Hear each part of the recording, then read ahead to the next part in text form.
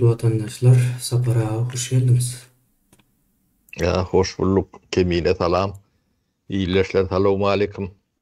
Buyur Kemine. Sapara radyrak studiyamyzy ütgetdik. Näsazlyklar belki çykyp biler. Hayırlısı olsun. Neme diýä söze, gözden geçirýäs.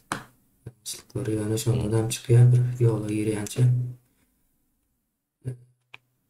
Bugün halkyň maglumat alma haky barada gürrüňiz ders.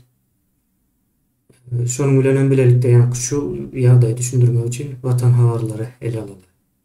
Watan habarlary bilen deýisli elimizde resmi maglumat var. Hakkı. Oraz bize resmi taýdan garşy göreşýärler şey diýen sapara. Ona paylaşaly sebäbi watan habarlary bütün Türkmenistanyň halkynyň hakyny ýa. Maglumat alma hakyny elinden alýar. Onun ýerine ýalňyş bir zat berýär. Hasam diňe elinden alyp goýsa da ýene bol boljak. Başga bir zat berýär, soň şey edip jemgyýetiň düşünjesine zaý alýar. Çykdynsyz ýagdaýda galýar. Onuň gürrüňe del, ondan soň näme şu wagtda çelle açyk gürrüňe diýen, habar berýän, maglumat berýän adamlar ýa-da guramalar ýokdy. Oňa da geçeli olan değişdirek. Şeyle sapara men size gönül söz bereýin. Hiç uzatıp durma. Gönül bana söz veriyor. No. Şeyle mi? Doğru Kemine. Ben ya böyle iktisadiyet çoğulantan iktisadiyetten başlayın. Onun havara gelir Kemine. Yani halkın yeşireti iktisadiyet bilen bağlı. O iktisadiyet bolmasa aylık günlüğüm bolanok, işin gücüňe bolanok, adam ýalak durmuşyňa bolanok. O iktisadiyet nämelere bagly? Bagly zatlaryň içinde iň öňde duranyň biri ýa-ki habar alma haky. Halkyň konstitusiýon bir hak bardyr. Habar alma haky diýip. Konstitusiýada ýazylandyr. Ýöne ýere ýazylýan nädir burada? Ýa-ki döwletin ýöne näme kanunlary bilen hem däl. Konstitusiýada ilatyň informasiýa alma hukugy diýip näme barda? Şonala statýa bardyr. Konstitusiýany okap görüň. Näme geçelýän ki iktisadiyet nemesine iktisadiyet bagly zatlary barda. Hak, hukuk, eýitim diýär. Eýitim bolanyna oňun bir gapdalyna ýa-ni habar alma demesi bardyr.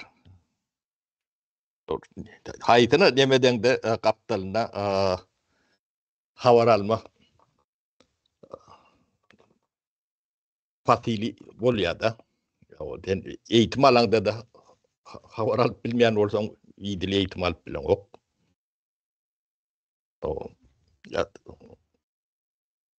Yani öz hünerini geliştirecek bolsaň yani habarsyz bolýan nädir? Özüňi geliştirecek bolsaň şonu alakdyr. Ýöne bu bir başga bir aýylgan sporda ýemesi bar. Bir jemgyýeti 10 ýyl yani informasiýon wakumyň içinde taklasan şo jemgyýet doly degradasiýa bolýandyr. O degradasiýa diýmek näme diýeni türkmençe terjime edeli. Degradasiýa diýmek doly yani sowatsyz hem nadanlaşýa diýmek. Jemgyýet çüýrýär diýmek. Inni bu zadyň öňümlüğini düşünjek bolýar da nemelerini. Şoň üçin şu mesele konstitusiýada ýazylýandyr. Milletin haky Bunun şunu mahrum etsen milleti informasiya almadan mahrum etsen şu cemiyet hükman çıkıntı hünersiz, bilimsiz, işsiz, yani çökün iktisadiyeti içinde yaşap görün cemiyeti uğrunmalı. Yani haber alma, haber verme, yani fikrini aytma, özgürlük nemeleri vardır. Şolun hemmesi yani iktisadiyetin yani ozoğun deyinne yani tağanın ayaklar şolur. Şolur biri olmasa da bolunok. Adalet olmasa da bolunok. Erkinlik olmasa da bolunok. Yani informasiya almak nemesi yani adatlığın bilen, erkinliğin bilen bağlı. Yani erkin adam informasiya alıp bilir, berben bilmeli. O düşüncesini maydık bilmeli. Şu zatlardan mahrum ediyorlar da, ne hemşin ediyorlar? Dilen soru orta çıkken.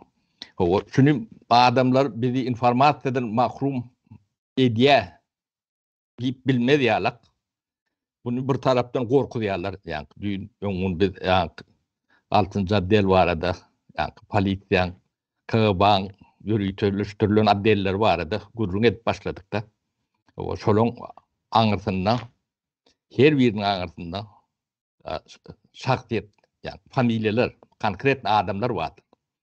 Aman, Durdu, Berdi, Maya, Saparova, Berdiva, Durdiva, deyip konkret vatandaşlarımız vardır.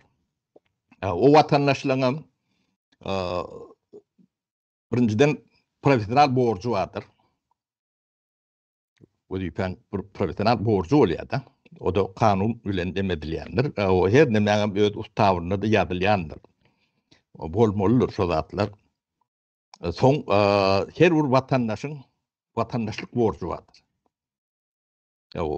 Bu zatların hiçbiri yani dövrü ütkenle de rejim ütkenle de başka neme ütkenle de ayrılık gidiyen de at derler. Yani vatandaş borcun, vatandaşlık borcun vardır. Yönü men vatandaş değil, men bir kul. Yani raiyet deyip demedilen olsa yani başka meselede. Yönü yani bu devletin gödüpetini işlep görün adamlar şartiyeti oturun şartiyet olmalı. Şartiyetli adam o tayk parmağı maraline hakam yok da. O da yani vatandaşın ahlakı ile bağlı. Yani gödüpen ya da mesleğin ahlakı ile bağlı zatlar da. Yani şu gödüpeni bilmeyen olsun, düşünmeyen olsun, şu tayikten parmalılar tabi o gödüpelerde yani aylık veriyorlar. O aylığı nereden alıyorlar?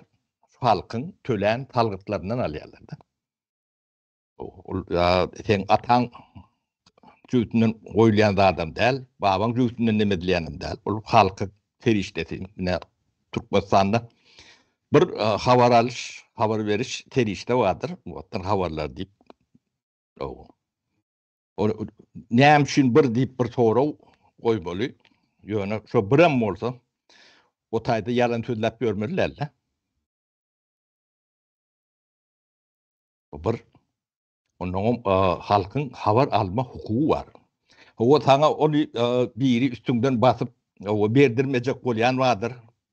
Bolmolel diyen vardır. O tayda onun alak kortu işlemez. Koloriyalak şerti işleyecek gelleyen. Ne adamın vatanlık borcu ne sozatları ertmelidir. Türkmen'e o düşünceler bilmedim düğünden yoğu men diye de. O adamlar utançlı nemeli deyip gurrunları unutup dururlar. Onlara yalak neme yok. Cemiyet bunu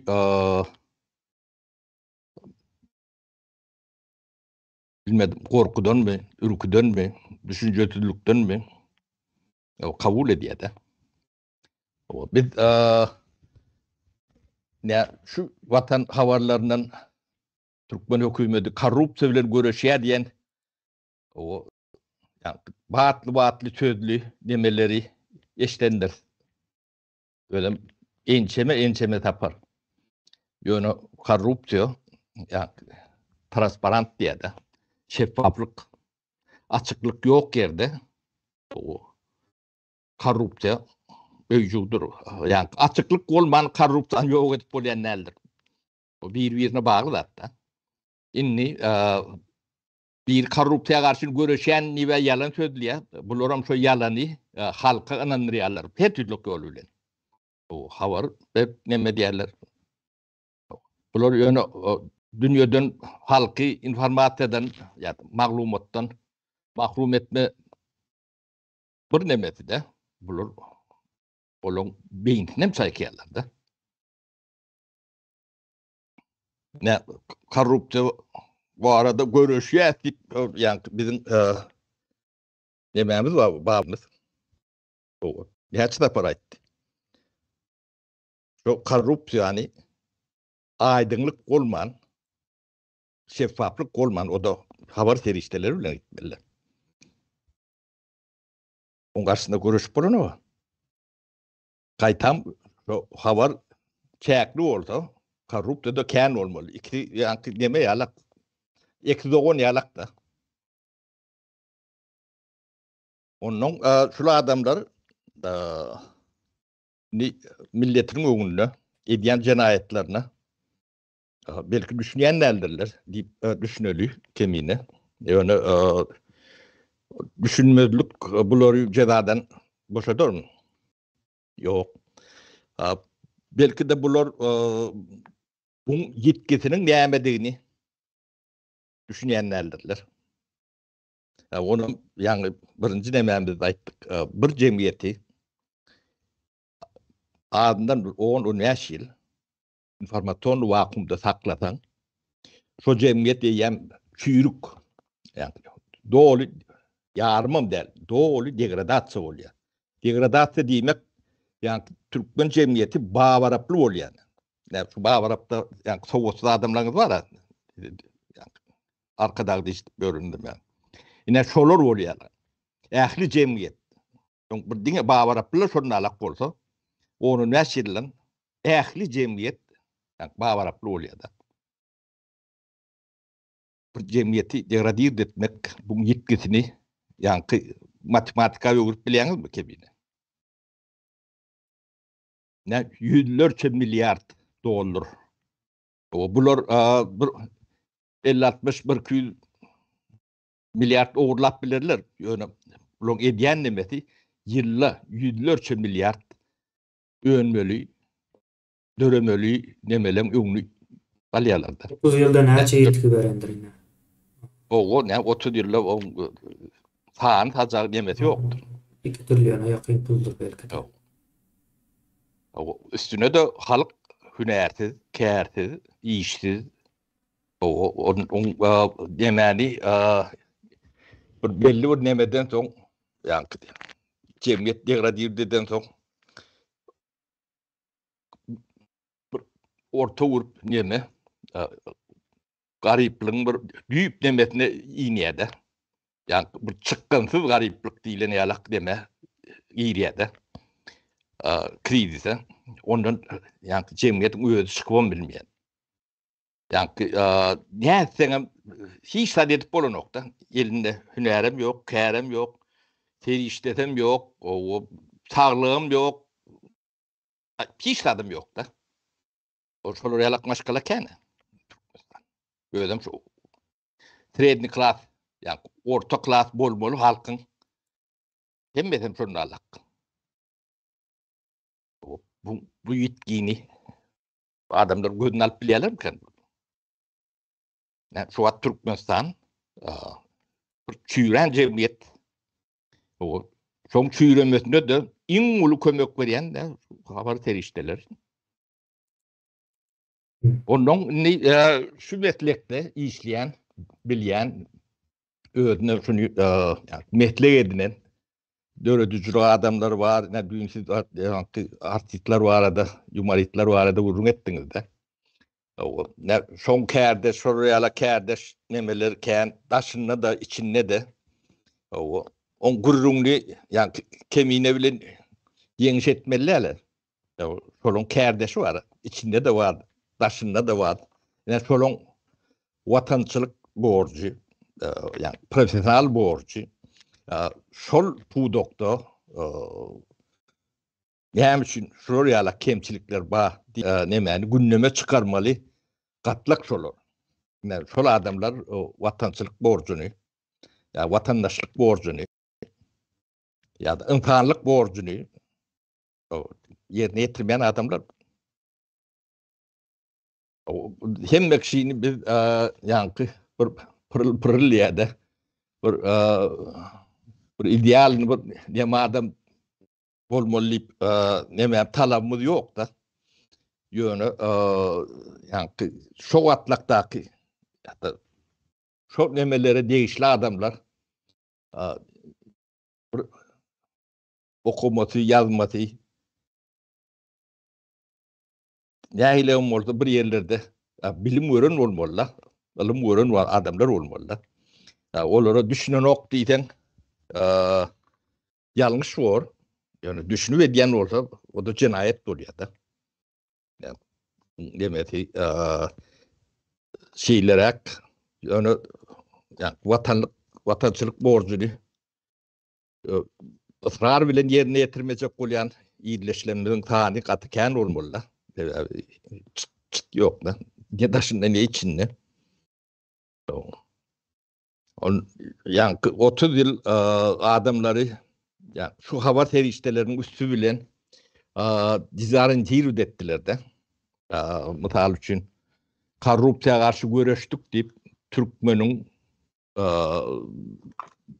yani aydın atlığını edip yok ettiler de. Yani bu cinayet, katul cinayet.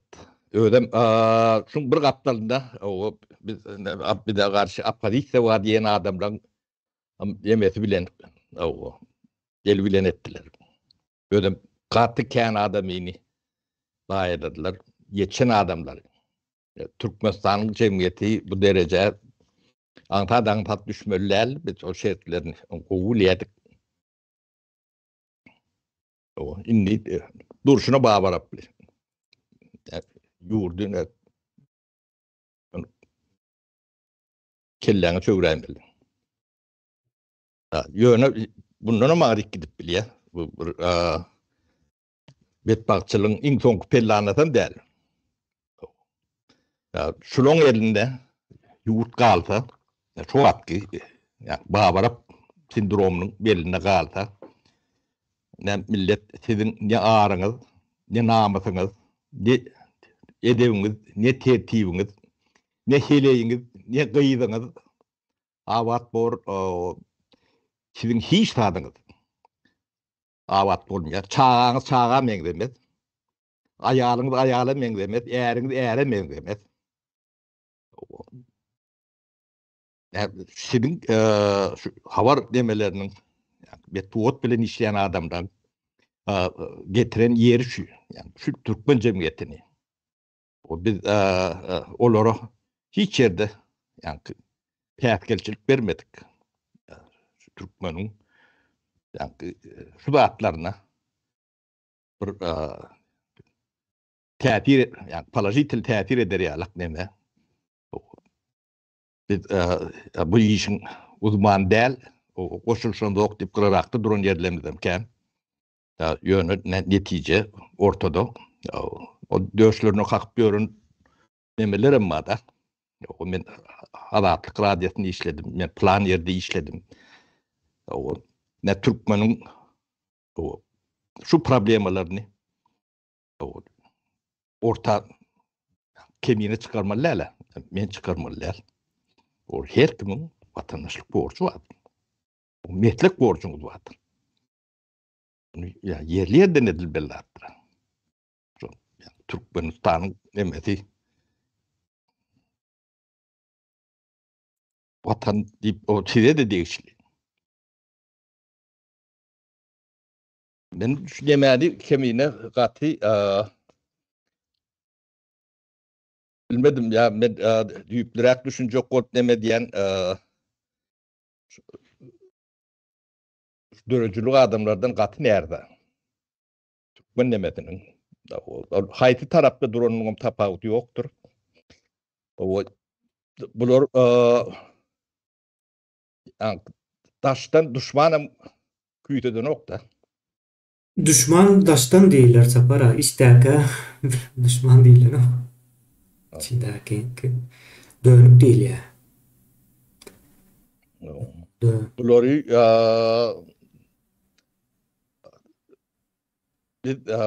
yani gündeme çıkarmalı.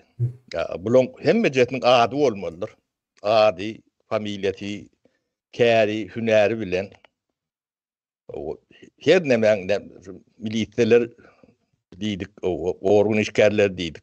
Şolaňam hemme jeti atlylar. Sapara. Size de görünýändir. Indi ady bolmaly diýdiňiz, ortağa çıkarmaly.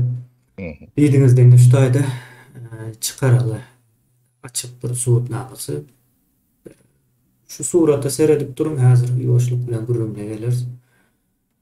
Indi bu surata gelmänkä, ýa-da ýoşluk bilen gelmänkä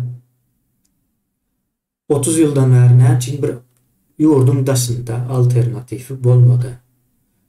Şu wagtda çelle adamlar Azatlyk radiosu bir alternatif mükendip pikir etip geldi. Doğru değil mi? Azatlyk radiosyny hiçbir siyasi, hiçbir düşünce tarapdan hiç zat bermeyen bir radyonu dinlemenin cenayet derejesine getirildi yurt içinde. Hiçbir demesi yok. Öyle dinlesen cenayet. Şu ýagdaýa geldiğine o Azatlyk radiosu hiçbir peýdasy etmedi 30 ýyldan beri. Şu wagtda halk hereketlenen wagtda gıradaga aldy. Gıradaga almana dowam edýär. Ullakan bir demesi yok. Näme diýär? Yapısal bize ýa-da konstruktif deme aýtmalda adamlar ýa-da kamuoyu köpçülik dinleýär orada. Netijede bizim şu an köpçülik öňüne çykýar. Köpçülik öňüne çykjak bolsa kamuoyuna değişli bir zat aýtylmaly. O kamuoyuna değişli zat aýtmak üçin problemalary dile getirmeli. Problemalary doğru şekilde dile getirmek üçin yapısal bolmaly, konstruktif bolmaly. Ve şu zat 30 ýyldan bäri yok. Benim aýtjak bolýanym şu ýa-da konstruktif problemany aýdan kişiler ýa-da habar beriş ýa maglumat diýdiňizde habar alma. Habar beriş guramalary bolmady. Näme üçin? Bu habar beren bolýarlar, noňum ýa-ki sebäp netije näme baglaman, ýokurdan netijeleri demedip insandan gaýtam habar alandan şonu almady wowda sebäbi üntün başga ýerige gitdi.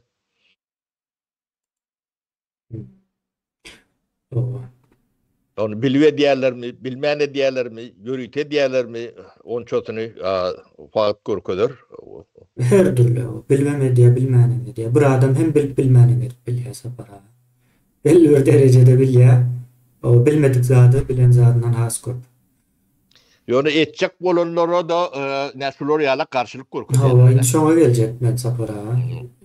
Ine biz Türkmenistanyň taryhynda ilkinji gezek hem konstruktif hem hakykata has ýakyn, dolu ýakyn diýip aýdyp biljekler. Ýani netijede ýa-da hakykat näme diýip sorasalar oň jogaby ýok dünýäde. Köpçülikle kabul edilen bir hakykat var. Türkmenistanyň köpçüliginiň ýagdaýy belli. Bizim şu zatı görkezjek bolýar. Habar bolsun, ýa habar kanalymyzda boletjek bolýar. Bu taýda da şu problemalary ýa-da habar kanalynda çykan habarlary bir problemi hökmünde görýäs. Ol ýakyndan el alýas. Düşünip ýagdaýa geler. Indi şonu etsen ine şu okansınızdır. Ine watan habarlaryndan bir şikayet gelýär bir. Bunun ýaly şikayet de o kän. O ine iň soňky geleni diýip kabul edilir. Şu taýda Maya Saparova diýip bir ad görýänsinizdir. Näme diýe aşağı ýa-da ingilisçe ýazylypdyr. Terjime edip beren ýa-da Türkmen dövlet, o televizyon, radyo, yani film, sinematografiya diýip okajak. O şol guruluşun halkara müdirliginiň başlygy diýip ýazyp durýar. Internete girse başlygyny görmäsek diýip çykýar. Ben bir ýetgeşik bir maglumat. İkisinden biri ýalňyş bolmaly. İkisi birden dogry bolup bilenok. Watan habarlaryny işleýän resmi mail adresi var. Watan habarlaryny var adresi. Onu da bilýändirler. Şikayet edýär. Soň gyzykly tarapy ýokarda da Ramin Javadi diýip bir Germaniýanyň nemesi özüň gaty meşhur. Onun bir film. Pravabladatili. Ya küçük yemen iyesi yer. İyesi diye yöne nahile iyesi saparağı. Ben emetcek olayım. Okuyacak olayım. Şu tane bir yere yazılıp da garaz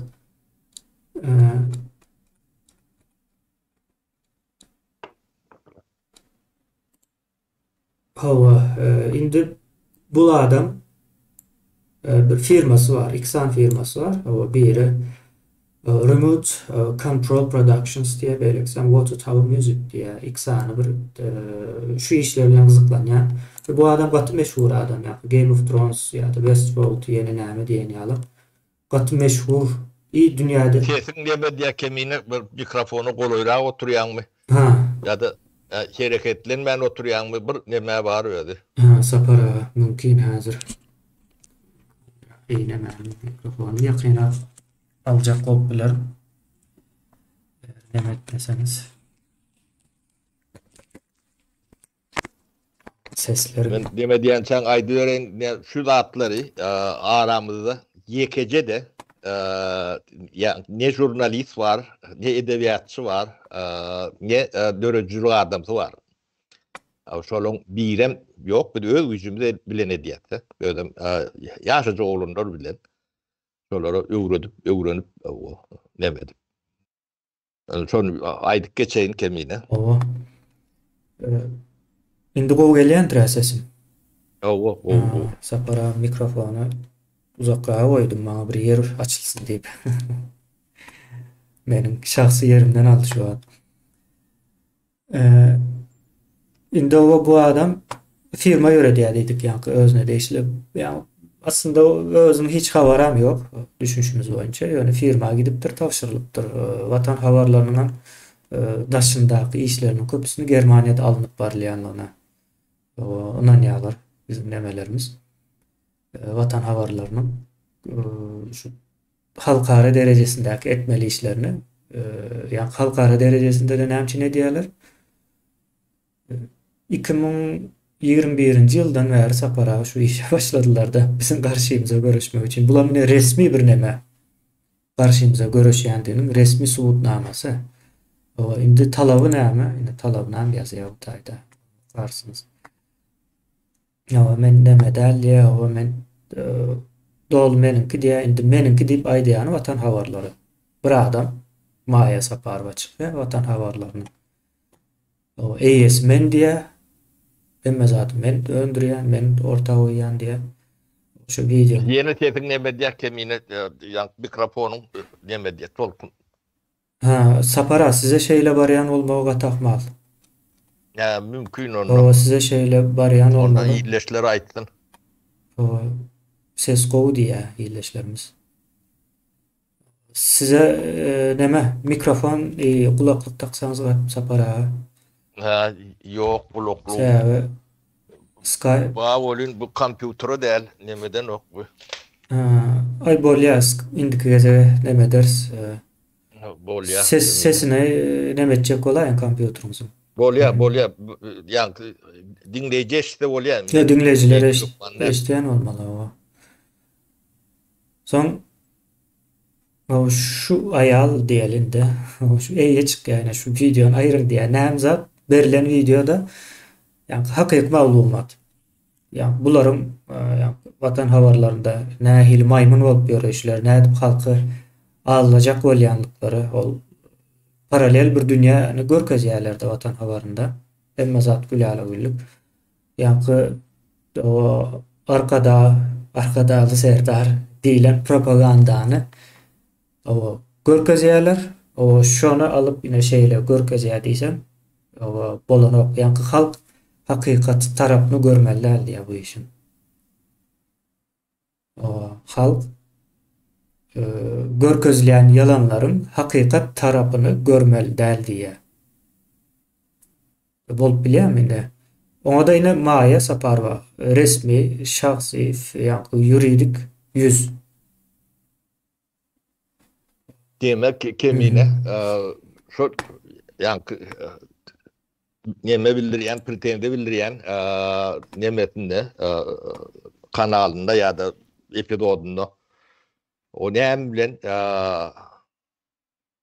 ulalaşmayan bolsa ekrana çıkıp aýdyp berip bilýär. Şu biziň aýdyşymyz ýaly. O ya kemine ya plani o plan nemede ne bir de karşı ne töhmet attı ya da nememizi matkaraladı ya da yalňyşymyzy düzeltdi biz boyun alyat diýip bolar burada diýmeler şey bolýar. Ne bu insanyň profesional etikati cemiyet üçün gaty önemli zatlar bu zatlar. Bunu diňe ýanky Florialak gadagarlyk metodu bilen etmeden başka çare de bilen oklar öýdýän bular. O sapara bularam ýöne buyrugy ýerine ýetirýär bir tarapdan. Ýöne beýlek tarapdanam şu buyrugy ýerine ýetiren üçin hökmen suratda jogapkärçilige çekilmeli hakyky manyda. Bilmedim bu adamlar belki bilinmez, dünya üýtgemez diýip pikir edýän şu habarçylyk nemesinde işleýän bolsa bir tejribesi bar bolsa, bilimli bir düşünjesi bar bolsa, dünýäde bolup bitip duran zatlardan habar barmyka? O dünya üýtgäp bar ýa o şu üýtgeýän dünýäniň içinde de iň esas Türkmenistana değişli olan tarapy üýtgäpdir şu an. O Türkmenistan üýtgeýär, ýagny bunyň eýem näme diýelim? 21-nji asyrda awtoritar, totalitar rejim bolup bilenok, ýa-ni diktatura däl. Türkmenistanda diktatura ýok, ýa-ni aýdyňam gatken aýdýapdy, diktatura belli bir derejede gowy taraplar hem partiýada. Ýöne diktatura bir adamlar ses birligi bilen bir adama o sen şu karar sen al, sen gowy bilýän diýe. Misal üçin peýgamberlerim diktator. Okan görün o bütün peygamberler diktator diyen etmesi Allah cezalandırıptır. Kur'an-ı Kerim'de yazıyor. Şonun demesini. Yani peygamberin sözü. Yani oturup maslahatlaşıp iş kan edilen ok. Yani demek diktatura var bir taraftan. Yani o adaletli bolýarmy diýip sorasaňyz o günümizdiň şertlerinde hiç adaletli tarapy ýok. Yani diktatura yani diktator olan ýurtlaryň Birleşen Milletler'in içinde yerini orun alıp durdu. Yani totalitarizm var. Awtoritarizm var. O da değerli kemine totalitarizm bulunanda gowum kanyan bu bir yani döwleti bir grupo ya grupçuk ele geçiren bular kanunam bilen oklar, biletlerim bilen oklar. O konstitusiýanyna ýöne yani perde bolýarlar. Bu yani beýlek institutlaryna misal üçin habar beriş institutlaryna öýlerine nemet bolýarlar da. Bu ilmden bilimden şeydip kökördüler. Näme üçin edilýär? Bu ýurdu soýmak üçin. O biz belki de şulan yitirýän zatlaryny göremizde. Şulan soýmasyna ırda da bolup bilerdik. Ýöne bunu bir yitirmäň diýip bolýar da. Siz bir giden 5-6 milyon halky jahil goýmaň. Onun geljek gitki siziň ogurlanyňyzdan büň etseken diýilen o aklam bara. Şonam guruluşda bolýar. Bular ýanky şulan ogurlan adyny bilen şulan yitiren adyny deňeşdirmek kemine mümkün derler. Onun bundan başka da yani halkı 30 yıllap 40 yıllap yani demetine ağırlık gidiyorsan 70 yıllap ağırlap yani başka yana gönüktürk edildiler de ne parta ak altın tidin nemeğiniz bağlığınız deyip ne şonu propagandiv dediyen ne şu haber veri serişteleri yöne bu anartına vur git çıkı vur matematika var. Ben şunu yüzlerce tapar gaytalyan ben partası olan son gaytalyan o hoculuğunu bilen için gaytalyan ehli o hoculuk öndüren yönümü bu öndüren yönüm diyem de o hoculuklu çıkarat etmen halkın 70% şu tayda yaşıyor şu tayda işliyor şu taydan çörü yiyor solun ehlisinin öndüren yönümü 1 milyar dolara yetenok ananmasanız alın elinize kalkülatör hata edip görün. Onun 6 milyon 5 milyon halkı paylak görün. Hiç sağlam olan. O solar hiç açıklayıcı etmedi. Hem medadı devlet tölödü yönü satıp paylaştılar diyen dedi. Solon koğuşuna yeten o. Yani kotayda yırtlayan koğuşları var da. Yok. Bunu 30 yıllap o şeylik edin. Şu adam etmiyor. Sapara 48 bin dolar misal için. O ne dün sen 48 bin dolar dedin de. Onu ya adam bir ayda ya bir yıllık adam yapkan yani. Yok bir adamın iş ömrünü yani 40 yıl işlep kazanıp bilecek pulu 48 bin dolar yani Türkmenistan'ın şu atki nimetinde 40 yılla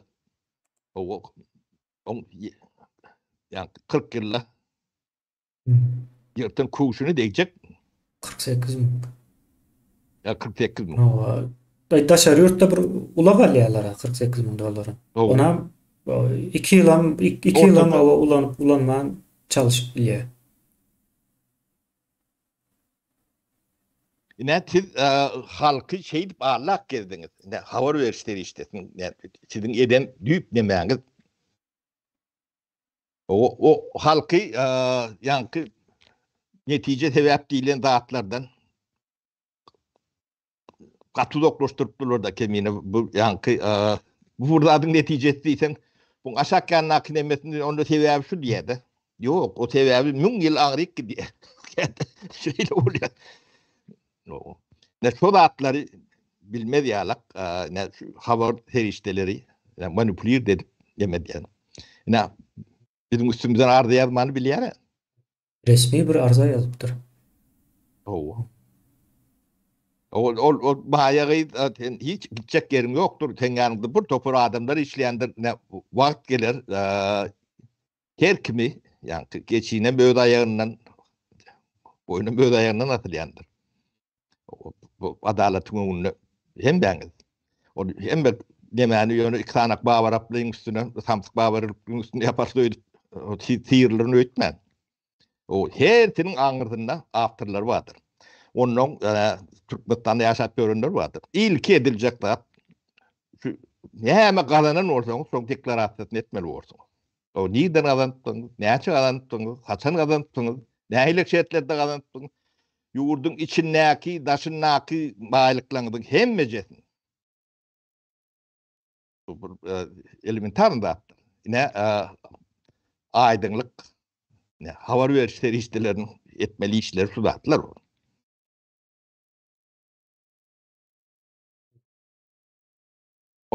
Hiç tadın yemesi yok. Hem de ananıyım. Geçip dur değil. Yemediler de. Hatta arkayın oluyorlar. Günahkar değildir ödüyorlar. O günahkar meselesinde de burada doğru düşünün. Bunu yani uğurlap görün ya da adam öldürüp görün. Günahkar o günahkar değildir.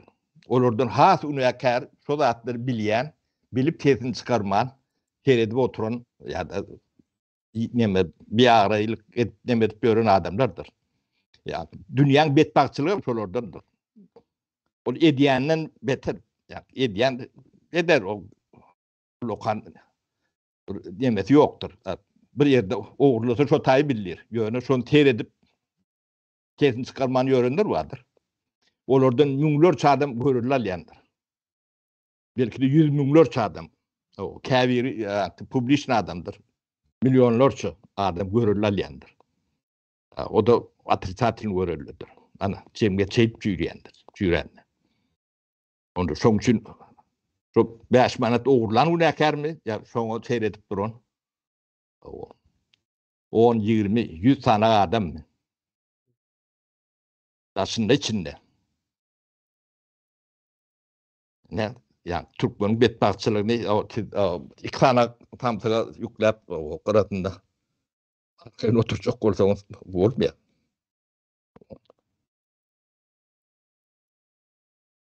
Ben düşüneceğim şeylere kemine bilmedim. Düşündürüp bilen bir iyileşlere ya bilemok. Düşnükli sapara mene düşündüm ha iyileşlerimiz düşünýän bolmady. Ne ondan cemiyeti dezinformir de diyorlar da. Ben 30 25 yıllap oğur diýilen adam. Men adamdan kazananny dikleri üretmeli yani şonu teklif edýände. Şonu etjek. Men şonu edip bilýänler. Men oğru. Maňa siz ne şu habar serişdeleri, gazetler, jurnallar, jurnalistler o şolong dili bilen nemeler. Ýöne şolong diýri yani adatlyk radioda işleyen oğlanlar vardır. Biri men kazananny dikleri edip bilýänlerdir. Ya da bir milise ya da minister İçeri İşler Ministri ya da prokuror malenin mülkünü deklare edip bilen diýip orta çıktın. Biri men hiç tat bilmedim. Yani siz havar verişleri işleri solatlı üstünü yapma için bağırdınız. Siz pulu şom için verdiler. Bunu düzeltmek için verilen nokta. Bu neyden şurada alak konmalı sizin. Benden neme olsa benden toğra solur neme dersin diýip üýşürip yakardım şolardan. Bular adam bolmaýar hiç wagt. O adam ýetem ýok. O yani düşünjesi bilmän adam ýalňyş bilýär-de. Ýöne sen şu meslegiň eýesi bolup o ýalňyşmaň bedeli bardyr. O bedelem sen getirýän diýanyň bilen ölçülýändir. Jemgyýete berýän diýeleriň bar. Şoň ikisini tereden mündürip ne 3 tane niyetili yitirdiňiz. O şolong günem günnäl ýaşaýşan ömrüni kül etdiňiz. Ýerlerini hünärem ýok. Bir ýerde batrak bolmasa şondan başga hiç zady ýaranoklar. 3 netil. Şoň içinde diýdim ýeliňiz bar. Müňlerçe işlejek adamlar var. Yani esnaf, yani täze dörejek esnaflar var. Ona bilen milisler, polisler, prokurorlar, KGB'lar o polis döwletini yksadet görer. O bir polis döwleti yani oğurluğu, cinayeti agaldar. Adam erkin bolman, öz ýurduny, öz watanyny erkin bolman o ýönümçilik edip biler. Ya burada döretip yaratıp bilermi? O öz ýurduny näme üçin birinden gorkmaly? Ne şu toragy, ne şu habar terişdeleri bermeli. Näme üçin bir watandaş miliseden yani onu goramaly miliseden, onu goramaly prokurordan, onu goramaly KGB'den gorkup gezmeli. Sonra berk görýäňizmi? Ne şular bermeli şonu. Ne şu maýagy we maýa tapar.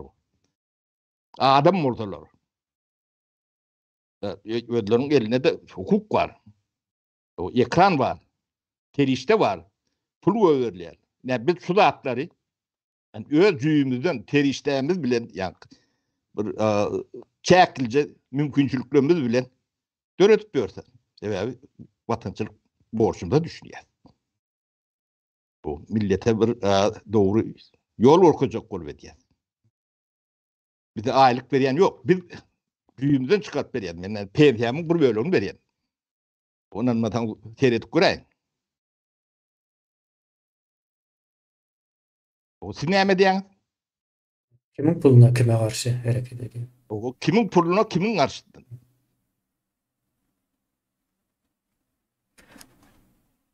Sapara yani polisiye devlet diýdiňiz ýa-ni şo daýa birazrak durup geçeli gatdy möhüm bir zat. Näme Türkmenistan bir polisiye rejimine getirildi ve saklanmakçı bolunýar.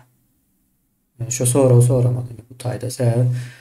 Birinciden o polisiye rejimine getirýän, ondan soň maglumat alma, şu polisiye rejiminiň bardygyny düşündirip biljek adamlary ýa-da şertleri ortadan aýyrýan. Soň polisiye rejiminden dowam edýär. Näme üçin dowam edýär? Dowam etmegi kime bähbitli? Diýlen o soramagy biz. Bir yurt saparaga kim bolsa bolsun ýa nä derejede samsyk bolsa da hakykatdan özü baýýan bolsa ýurdu o bu derejäge getirmeýär. Ýa-ni ýurdun näçe köp baýasa, mysal üçin o Gurbanoğlu diýip görkezüljek bolýar-da. Gurbanoğlu ýa bir kellesi işlemeýän, gürläp bilen ok. Sesinin sözleri birleştirmede sesinin tonu gabat gelen oksa para gürlemene elverişli değil. Şu Kemine şu ekranına yarım tagat öz pikirini aytdın. O ben şoňa hyzmatkär bolup baraýyn. Men söz berýän şol adam yarım tagat döwlet guruşy barada pikirini aýdyp bersin. Öz sözü bilen. Bir ýazyp bermän. Ya da karşımda çıkıp 5 minut 2 tane toğru cevap versin. Ya yekemenler 20 yıllar sonra edip bilen oldu. Ya da onun ne yıl otuyor şu an. Çok bir yarım tağadını görkedim çok öz fikrini aydan yerini. Öz yemesi bilen. Fikir bilen. Nähili adamlar yani döwletiň başyna getirip o birde tantyma bolup oturup bilýäňiz. Onu şular yani habar beriş terişdeleri o beýik terdar, beýik näme diýip o şey diýär. Ýöne kidi şo söz üçin atmaly. Hakykatda o nämesi beýikmişin, nämesi terdarmışyn, nämesi ýireti arkamışyn, dağmışyn. Yani çıkıp duran yerini görkedim. Sapara şonun arkasını açıp görkezel biz yurda baran soň. Daha mı değerli mi? Görele. Yani kaydan teklifiniz gatgo sapara hakykatdan ama o çıksın, o gürlesin, döwlet barada, o barada, bu barada pikirini aýtsyn. Ondan soň göreli. Ine şonu görkezýärler. Biz hem aýdýas onun elinde däl hiç zat. Hemmesi bir paraleldir. Yani Gurbanoğlu näme bolsa vatan habarlary hem şol derejededir. 6-njy addel näme bolsa vatan habarlary hem şol derece, Gurbanoğlu hem şol derecede. Hemmesi bir hatardadır, hemmesi bir paralelde durandır. Yani bir-birine paraleldir. Hiç haýsy bir-birinden hem üstündädir. Bize görkezilýäni şol ýa saknalylýan. Hep dünýä arenasyna görkezilýän zat şol. Hakykatda arkada Kremliniň nemesi oýunjagy bolup durar Türkmenistana. Kremliniň elinden Kremlin'e bedel bir yani döwlet nemesi bolsa yeni ýa şonu düşünüp bolýar da. Bir şol nemesi. O mafyoz strukturan nemesi o yeke Kremlin'den. Onun içinde Türk mafyatı mı otuyor? O. Ödem bunun hemmeceden soğusun. Bunlar hırsız. Ne Ahmet Çalık Erdoğan kalık onun diplomu yok. Bana 92. 93. yıllarda gelende bir iş vermedik. näme üçin? Köçede getiriyorum. Haydi bir Türk iş verecek. Diplomu yok. Bu soğudu yok. Toğraştırıp gördük. 5 klas bilim var. Yani, ortaokul bilim var. Değil mi? O yeni bir vardı. Ona sonra iş veriptiler. Ben kapıyımda 2 hafta oturdu. Engin Kaya diye. Ya Kala diye. Engin Kala diye. O çok bayağı adam ortadır. Yankı demede Bosfor'un demesinde Boğaz'da yağlısı var. 100 milyon dolarlık. Türkmenistan'dan adam. Öyle ben kapıyımda yemeğimde ya priyomluyumda 2 hafta oturdu. Onun burun nevsimi ağırıp ne için oturuyorsun dedi. Ben iyi iş gerek. O bize dedim iş ver yemeder yalak demem yok. Sen kim? Deme. Ay ben dedim deme. O ondan talı o akıp şöyle yedik demettik. O bizde dedim bunları yalak deme yok dedim. Her köçeden gelene dedim iş verer yalak. Onu da sağına soluna geçip yankı niyaz bunun yanında seni barıttırlar da. Bunlar köçede gezip görün adamlar da bunlar milyarder ettiler. Hmm. Garassa parasız aydandan soň ýanky Hramfyň gapysynda ýatýan ekenler. O şeyledir. Hramfyň gapysynda ýatýan ekenler. O türkmen ministrem şeýle o Türkiýeden gelenem şeýle ekeni. Şoň demesi bilen ulalaşsan iş alýan, baý bolýan diýen. Ben ýöne bir näme haýran galýan. Bu näme üçin näde bular pul berýärler sapara? Şonuň ugrunda edilýär bu zatlar azyjyk. Yeme kemine Türkmenistan düýünden beýle bolmaly.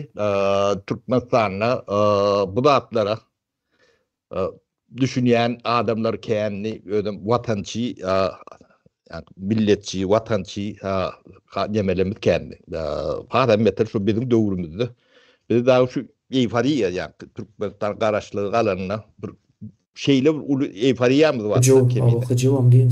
Hıcı o bir ayağımın açandan o çıkýardy. O ýağdandy ýyklandy adamda bilemdi oktuk. Ödem köp ýerde de şu mesele goýulan meselen çözülýärdi. Kıynan bolsa çözülýärdi. Hat kıynan bolsa çözülýärdi. O çözülmeli mümkün dälem bolsa çözülýärdi. Şolary ýaly hıcı bardy. Soň bulary awrap başladylar da. Her şolary ýaly birini awlanlaryna töwerende bir topur cehalet bardy. Şolar toy edip süýjü paýlap şey bayram edýärler. Ben öz gözüm bilen gören zatlamaydy ýa-ni. Her bir ýeri aýrylanlar şonlarla. Edip şu kaptarlar ondan şolun eline geçdi. Ýurt. O men aýrylamda ben öz işgärlemem içinde kim jahil kim nähilekdiň o bilýän adamy. O özüm bilýän adam. Ne şolun içinde şu has jahil bardy bir tane. O yani halkın içinde süýjü paýlap Sadaka. Sadaka. O giyce öýlerine barıp oturuşu edip o şey toy edip görürler. O beýleklerim şonlarla yani Türkmenistanyň içi olar ýaly kadrdan epetlis barda. Onun ne şu babarap bilen elle geçti. Şular yani o sıra dururlar bular ya. Ne bizden soň bolan ministrem madır birini adyny tanıyan millet tanıyan bolsa aýdyp görsin. Şolong biri ben bir zat ettim diýip ne aýdyp bilýän. Ben 30 ýyldan soň edende atlama aýdyp oturýan. Ýalňyş bolsa çykaryndan görkezin diýende. Görkezip bilýän bolsa. Kırıňy tutýan bolsa. Hebe jedim ady bilen aýdýar. Özüm tägem ýadyma düşmediklerken käte oturýan ýadyna düşýärdi. Ödem yani döwletiň büdjetinden o 5 manat beren ortalar onu aýtdylar. Yani döwletiň puluny demedikler diýer ýaly. O biz yani şu wagtky eýe bolan adamlar dargadan nemelerini dikeltdik. 89-njy ýyly ýurdu batyrdylar bu kommunistler. O dikeldik berdik. O dikelen soň o bir ýene düşman edip öýleri alyp ýene de batyrdylar. O inde çykmada döndürdüler. Ne şu wagt bir rahat statistika bilen gürleşmediler. Sifirleri, rahatlar görkezip demedip. Döwletde ýok, şol ýok etdiler. O bir döwletiň statistikasyny ýok ediler. Bunu hem üçin edilýär.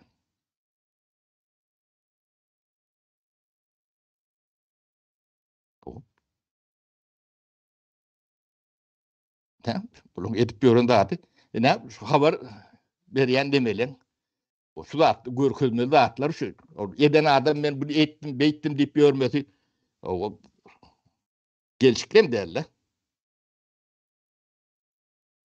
ne halkın habar alma, pikirini aytma, hukuky bolmasa bular şey dip bilýärler-de. Çok instrumentlerin başında da şular ötüyor. Yani mayeler, saparwalar. Bular indi öňe arzyýadan soň ady orta çykda öňe bulan hem bejesiň ady bellidir çıkar. Watan habarynda işleýänleriň günäsi gaty uly. Gurbanyň Kudan has uly. O her zady getirýän etbakçylygyna, ýetgisine teredilmelidir. O ýa-ni jinayet şeýde ölçülýändir.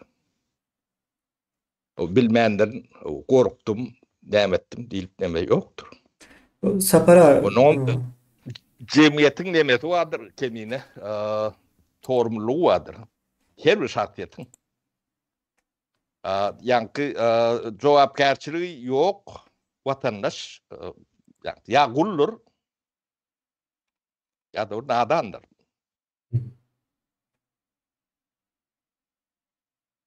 Başgaça bolmaýar. o sapara indi o Gurban olayını hemmesini bir ara cemlesen. Vatan havarlar olsun, beylek olsun. Gurban ola sorarsın. Şeyle bir buyruk verdin mi? Şunu yankı şehitmellik buyruk verdin mi? Veremok diyecek. Sen buyruk veren nokta. Sonra vatan havarlarında işleyenlere yankı yüzüne aylarsın, sorarsın onlara. Han buyruk kimden geldi onda size? Haysi akıl bilen ettiniz. Yani siz şehidip suud edileceksiniz ya. Başka bir demesi var. Sonra hem mezat orta çıkacak. Açık suud. Açık suud edileceksiniz. Hem mezat o gönümel sorulacak size. Ne mi deyip cevap verecek ne? Berdi Muhammed beren nokta biz biliyoruz. O öyle buyruk beren o. Kellesi işleyen o adamın. Beydip vermelilikle bilir. O nereden bilsin o? Bu zatlar yankı iyice işleniyor. Bulara gelen buyruk yankı Kremlin'den geliyor. Orset tarafından geliyor. Ulu meçherde. Son sen kemini gen zatları var. Ne derdim yabancı familya çıkıyor.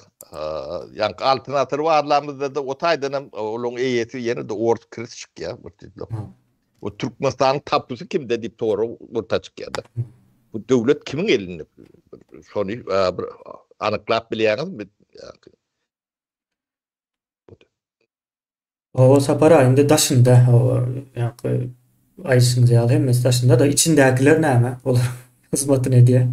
Yani problemi şu tayda hazır soran wagtyn Gurban ola yani düşündürecek bolýan zadım şu. Gurban ola sorasan Gurban ola eyle bir karar beren o gol çeken o hiç bir yerde geçen o bir samsın biri. O son olar aylanarsın. O sorarsın son izni izarlasan daşar yurtdan çıkacak. Daşar yurtdaki bir elementlerin o diyen ne diyen olsan, hizmetini ediyen olsan yurdun içinde sen kim bolýan yine? Kanunu bozan bolýan ya da o dönüklük nemes var mı? Bu tayda. Şu soran. Buların ýa barjak ýeri şol. Vatan havarynda işleýänleriň hem mejesiniň barjak ýeri şol. Ödürüm halka atlarını bildir aydan oklar. Yani şerttir. Yani jurnalist kan demettir. O ten adyna aýtman dähile habar berýän. Habar ýetýän. O diktir gama ady ýok. Diktir bolsa men diktir plani diýip näme diýär. O kimin habaryny berýän bolsa dep plan korrespondent ya plan dep bolmasa öýüdi bermelidir.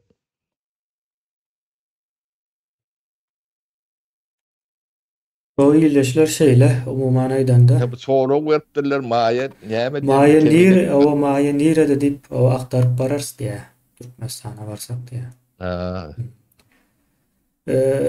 Bir zat sorajak illeşler şu ýa interfeys bilen bağlanşykly kommentariýanyň ululugy nähil görnýär size? Telefonda görýänler. Bana Stay'dan yani katık men gözüm nemerek bolan son şeylere Ha, kemin. ul olduk bileriz onu yankı diyecek ol yani. Tele Ulol bilen Ava. oradan ulol kemine o küçük zat bilen Türkmenin işi olmalı alır. Türkmen ul zatları O öğren. bizden tayarlanmakta yani köpüsünün saparayını şunam o fikrin ettik de ya şu interfeys tayarlanaktı. Bizim iyildeşlerimizin köpüsünün gözü aslında gowu gören o. Köpüsününki şeyledir. Batı yokoru. İyileşlerimizin kovu da adı yok kemine. Onam özleri bilen o. Köprüsündeki nemeten şu kaşının nemeti bar gurrak o kaş bilen manglayı yankı saçı birleşen manglayım yok görürlerdi. O taçın aşağına da bilmedim. O üstünden telpek giyemesen. Bir yerde yaran o. Yani ne şu havarçılan demelen o biyuveti çol atlar. Düşünen orada şu mayayı. Bir cemiyetin üç uşağını yitirdiniz. Yok ettiniz. Ömrünü koydurdunuz diysen yanlış olmayak kemine. Sapara size bir soru ya yankı. Hı. Näme sebäp boldy o bulardan yeňildiňiz diye. Biz görüşmedik o yenilecek olup nemede değil. Yani sen bir vedipe var yan o vedipeden sen boş değiller yok beni işleyecek deyip bilmeyen. Ben kalkımın yeri değil, demem değil. Ben öz şirketim değil. Ben gerekke oradan sağ olun diyen çıkıp kaydiyen. Ben ne etmeliymişim görüşüp. Sizden yani tüyücü paylatmıyorsunuz. Hedledip. O tüyücüğünüzü iyin dedik. Kutoryansa kutorun sonundan görüyoruz dedik. Tüyücüğünden kutordu. Şu tüyücü paylatmıyorun ölüptür kemiğine. Bunun da direm malın o. Barıp cezalandırmanız. May veren o. Oradan men şu Türkmen'e yaşlı ettiğim bolun o keni. O yani Goskomstat'ın birinci ornatarıydı. Onun işini başarayan neler de ban ihta girip şu taydan ardı verip işten çıkıptır da. Yok bizde yani min klub kupromda Adel Turda işliyadi. Naçalnik Adel Turda olup.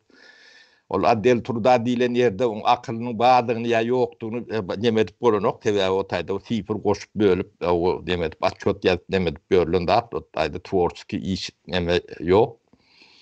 Öyle bir talam bir o şeyde tanış neme. Onun kefer olan son bizim adam ödleyedik de. Hiç adam tapımı okuduk. Yani tek günü adam yığınarlı da. Onun bir Goskomstat et Türkmenistan'ın Goskomstat'ın birinci ornatarı olanda bir zat bam kan dip onun allıktan. Naçalnik gılaf kedvallık. Onun bir 4-5 aya bildirmedi o demedi. O yani işalık gidiyor yanından onun demeden bilen ok. Yönü on aşağında bir topar işgaller var da. Addeller var, nemeler var. Solar ard edip başladılar da. O ardam neme tupoy diyorlar da. O tupoy olanı ben ne edeyim? Siz akıllı olsanız yerine koyuyor. Yok diye onu düşünen canımızı yakya diye de. Onun ketelliydim. O ketel bir yedare edel işinde ediverin. Gelin ben yani ya da planın yanında barın düzeder nemeder şey edare edip gördük. Ondan yüreği ağırlı Türkiye'yi verip onun yüreğini operasyon ettirdik. O geldi ondan gelende on Gemaro'yu çıktı on götünü operasyon ettirdim. Yani Adı ne onun sapara? Muhammed diye anne geldi Muhammed diye. O anne Muhammed şonlarla. Bir şey diyedik de ne dedim. Onun ol söylüsün alıp gelip o kovuyu neme dip o at bir tanam yok bilem yok da Nara diye familya neme da şu anne verdiği var diye onu valutna dele başlık edip koyduk. Yani bir yarım milyon oğurluğunu diyer ne şolar tüy dedi. O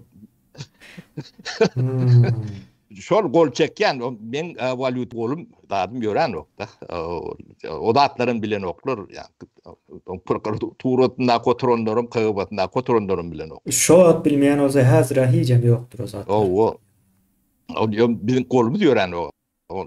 Yani geçecek diyen de bolyan da derler. O yani devlet nemetinin yahileki işleyenli nemediyenli büyüğünün bilen oklar fakirler. Onun olur yalak informasyonu alıp yani çok kusakkalı yalaklara verip onun şunu yani transportlara dedin deyip nemediyeler de. Bunun metotları son. Ne şu bu galavunu işin nemetini alıp ne şu gıydın familyası vardır.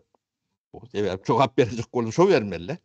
O olur. Sivdetli alak olup geçer. Aydiyalar neme diyorlar. Kimin ayttirenli nemedenni. Taparın adam geçen o.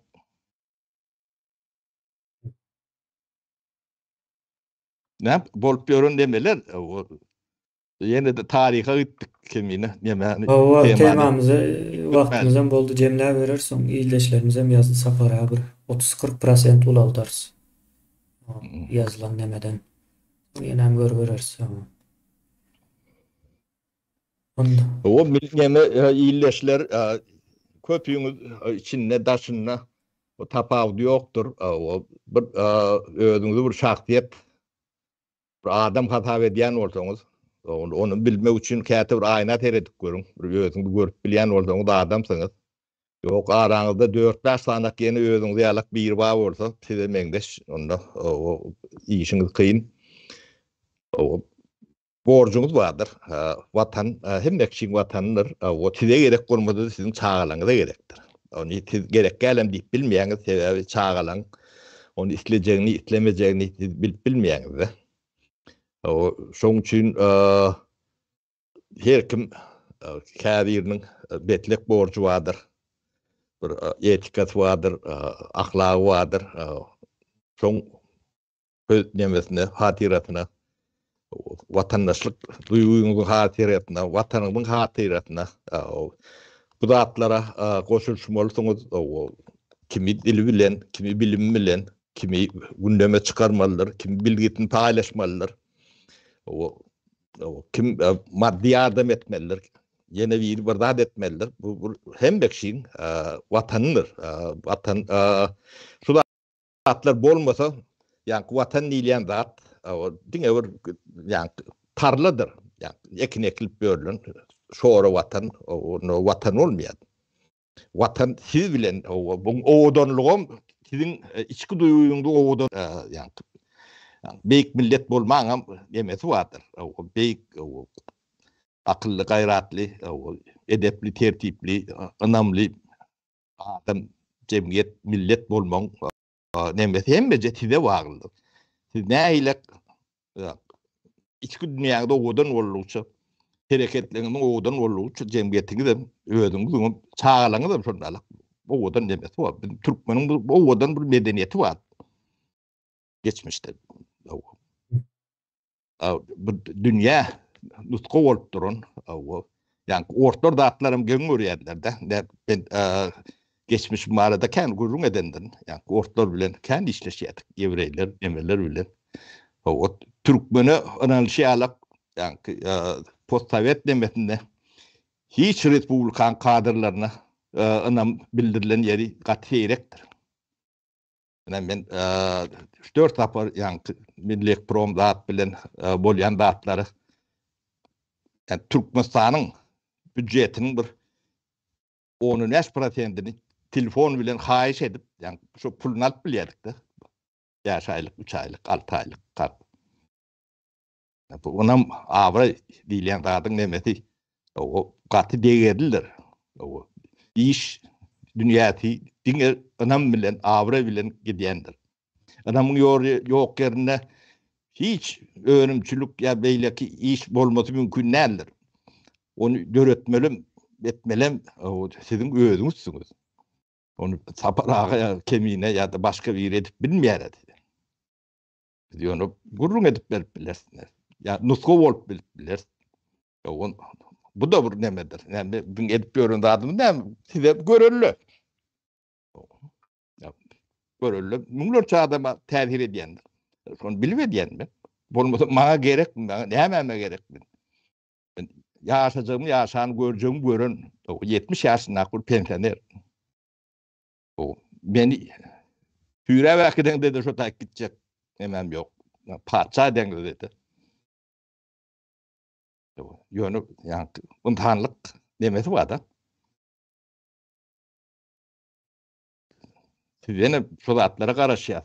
İlleşler o biraz tilkinin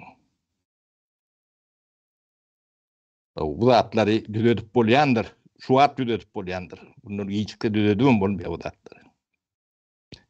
Ulu adam gerek gel o dünya hem zat bir de kömök ediyor da. Yani orsun dargamağım. O dünyadaki olup geçen zatlarım, Türkiye'nin içindeki olup geçen zatlarım hem mecezi yani Türkmenin peydatını düşün yani. O şu demeni tıptırma. O tıpan son onun bu nemesi esteler çakıynalışandır. O bedelem ağır olur. Gittiği için. Gittiği için ağır olmalıdır. O demeni neyse tiz saklap, beklap demedik bilseniz. O utorsunuz. Olmasa yani kayıtışım da yalak. Ne ağrınız, ne namusunuz hiç zat kalmayan. O şulun elinden size hiç zat kalması mümkün değil. Ben şu nökerleri, nemeleri işten katı utanan toňa diyen. O bilim toňa diyen. Ben kendi yalanım yoktur. O bilmeyenle yalan söyleymesem, o bilip yalan söyleyen adamlardan değildir. O yani, bağlı için, bu deyip için ya da çıkar için olur yalak hayat yoktur. Şoň üçin yani timdik hem bir yerde rahat gurlat bilýändir. Parçaň öňünde, garybyň öňünde, baýyň öňünde, milliarderiň, bilýänleriň men üçin tapagy ýokdur. O hiç birini özümden kemem göremok, artykam göremok. Ya adam boldum. Benim tam adam. Bolýar kemine sen aýtjaklarym Yok, ýok bolsa o turay. sapara. Siz ayttınız son cemlediniz. Cemlep bileriz. Başka neme yok olsa. O sapara. Onda sağ olun köp köp. Yine de hem kızıklı geçti. Size de sağ olun. Sağ olun. Görüşýän çäkildeşler.